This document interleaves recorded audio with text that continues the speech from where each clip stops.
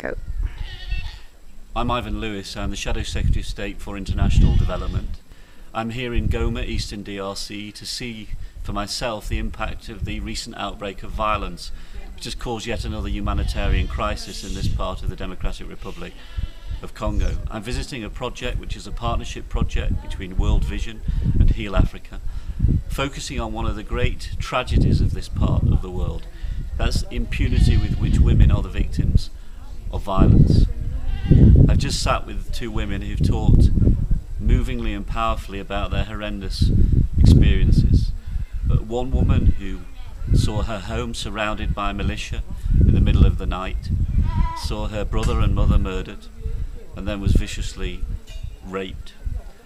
Then another woman who saw her husband and 3 children taken away. She was pregnant herself, and she was raped in the most horrendous and violent of ways.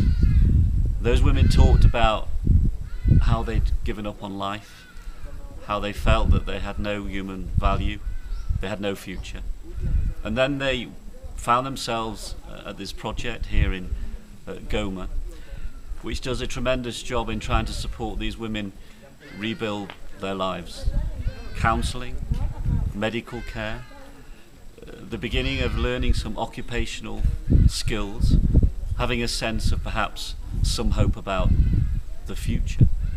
Very tragic though to hear that these women don't feel they'll be able to go home because of the continued insecurity in DRC and no longer have any family. So the love and care that they get is from this remarkable project. What is the big picture message? Well, first of all, the empowerment of women is absolutely crucial at the heart of ever moving this country forward. Secondly, that there has to be an end to this sense of impunity in terms of violence against women. There is no rule of law here, in effect. There are no consequences. There are no role models coming from the police or the army or the state. Indeed, sometimes it's people who represent the state who commit these atrocities as well as some of the militias. We'll never see development in Eastern DRC unless we can begin to tackle some of the underlying causes. And one of those major underlying causes is tackling the violence against women, which does so much damage to individuals, to families, and to the entire society here.